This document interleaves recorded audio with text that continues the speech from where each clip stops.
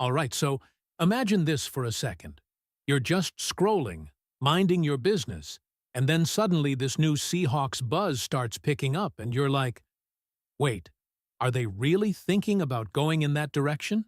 Because the more you look at it, the more it actually starts to make sense, even if it wasn't what anyone expected at first. But before we delve into everything that's happening behind the scenes, be sure to click the like button and write in the comments, "Go Seahawks." The latest mock draft from Mel Kiper Jr. just dropped after NFL free agency, and there's one move involving the Seattle Seahawks that's starting to generate a lot of real conversation inside the fan base, especially when you look closely at how the board fell and what this team actually needs heading into the draft. At pick number 32, Kiper has the Seahawks selecting cornerback Colton Hood, a name that might not have been at the very top of every fan's wish list initially. But the deeper you go into the reasoning, the more this starts to feel like a realistic scenario, rather than just a projection thrown together for headlines. The Seahawks came out of free agency having addressed some areas, but far from all of them. And that's where this conversation really begins to take shape. Right now, this roster still has clear needs. There's a growing sense that Seattle wants to add another running back, especially with uncertainty around health and depth at the position. Quarterback is still a topic that hasn't fully gone away, despite recent moves. The offensive line returns continuity, but you can never truly say that group is finished. And defensively, there's no question that cornerback remains one of the most important areas to address. That becomes even more obvious when you factor in the departure of Rick Woolen, who is no longer in Seattle after heading to the Eagles. Losing a player like that shifts the entire structure of your secondary, and suddenly what may have looked like a position of strength becomes something that needs reinforcements immediately. Kiper clearly sees that, and that's a big part of why this pick was made. Now, let's talk about Colton Hood himself, because this isn't just about plugging a hole. Hood brings size, length, and enough speed to fit into Mike Macdonald's defensive system. That matters. This isn't just about talent, it's about fit. According to Kiper's evaluation, Hood had just one interception in 2025, but he broke up 10 passes, which tells you he's constantly around the ball and impacting plays even if the turnovers didn't pile up. And here's where it gets interesting. The Seahawks have already brought back Josh Jobe and added pieces in free agency, while still believing in young players like Nehemiah Pritchett. Devin Witherspoon is clearly a cornerstone and is expected to receive a major contract extension. So the question becomes, is there room for a rookie like Hood to step in immediately? Kiper believes the answer is yes, especially on the outside, where Hood could see significant reps early in his career. And when you look at Seattle's defensive identity under Macdonald, it makes sense. They want physical corners, players who can tackle, disrupt timing, and hold their own against bigger receivers. Hood checks a lot of those boxes. But here's where the debate really heats up among Seahawks fans, because while Hood is a solid prospect, he wasn't necessarily the expected name. Players like Avon Terrell and Brandon Siss have been consistently linked to Seattle, and there's a strong belief that if either of them is available at 32, they could be the preferred option. So why didn't that happen in Kiper's mock? The answer lies in how the board unfolded. There was an early run on cornerbacks, with names like John McCoy and others coming off the board before Seattle had a chance to pick. On top of that, there was even a somewhat questionable move involving the Kansas City Chiefs trading back into the first round to grab a corner, which ultimately pushed Hood right into Seattle's range.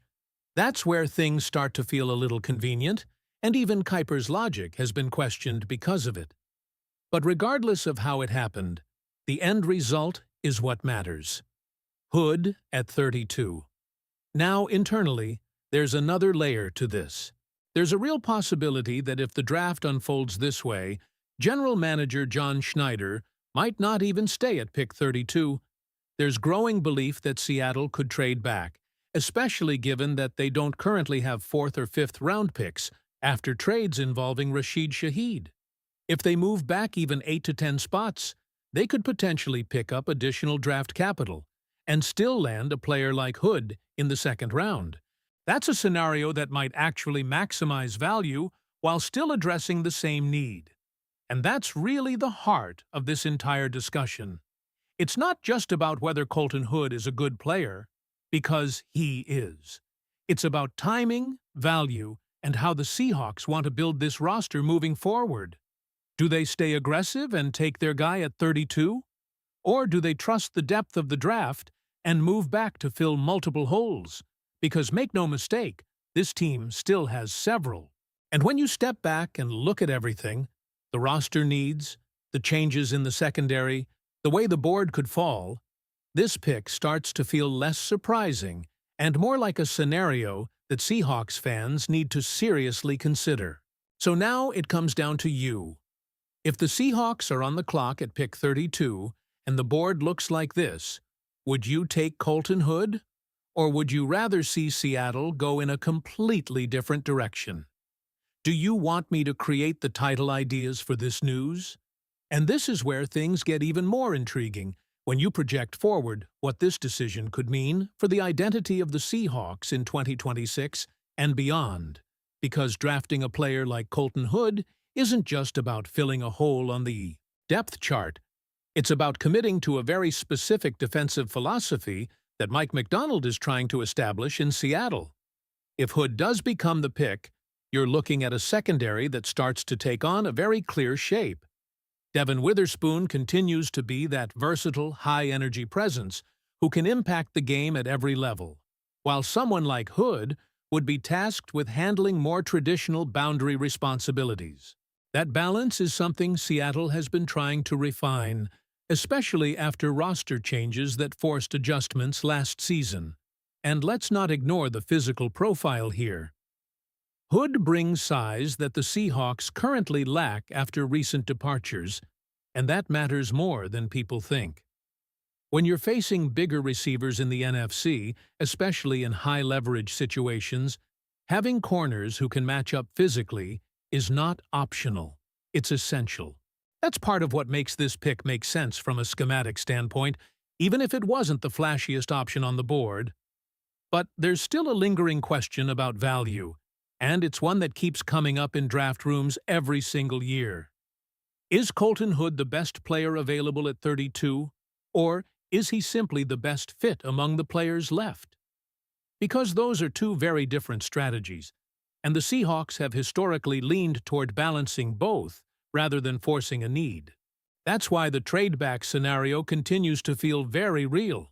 If Seattle believes Hood, or a player in that same tier, will still be available later, then moving down becomes the smarter play. Not only do you potentially get the same caliber of player, but you also recover some of the draft capital that was lost earlier, giving you more flexibility to address other needs like running back or even adding depth on the defensive front. And speaking of running back, don't overlook how significant that situation is becoming. There's a legitimate argument that it's just as pressing as cornerback, depending on how the team views the current roster and the health of key players. If a top-tier running back prospect starts to slide, that could completely change the equation on draft night. The same goes for quarterback, even if it's not the most popular topic right now. The Seahawks have made moves, yes, but that doesn't necessarily mean they're done evaluating long-term options at the position. And if there's one thing we've learned about John Schneider, it's that he's always thinking a step ahead, even when it's not obvious from the outside. So when you bring it all together, this isn't just about whether Colton Hood is the right pick. It's about how disciplined Seattle wants to be when the clock is ticking. Do they stick to their board no matter what? Do they react to how the draft unfolds? Or do they take control of the situation by moving back and dictating the pace themselves? Because the reality is, the Seahawks are in a position where they can go in multiple directions, and that flexibility is both a strength and a challenge. There's no single move that defines their draft, but there are definitely moves that could elevate it. And if Mel Kiper Jr. ends up being right about this, If Colton Hood is the name called at 32, it's not going to be a headline-grabbing moment at first. It's going to be one of those picks that gets debated, questioned, and analyzed from every angle. But over time, depending on how Hood develops and how this defense evolves, it could turn into one of those decisions that quietly shapes the future of this team. That's what makes this so fascinating right now. We're not just talking about a mock draft anymore. We're talking about a potential direction for the Seattle Seahawks, one that reflects everything from roster construction to coaching philosophy to long-term vision. Now, it's your turn to be part of this. Do you think this kind of move would actually put the Seahawks in a better position moving forward? Or do you believe passing on other positions here could come back to hurt this team later in the season? And if you've made it this far, make sure you subscribe to the channel, leave a like on the video, and click on the video that's on your screen right now, because the latest Seahawks updates, analysis, and breaking news, you're only going to find it right here.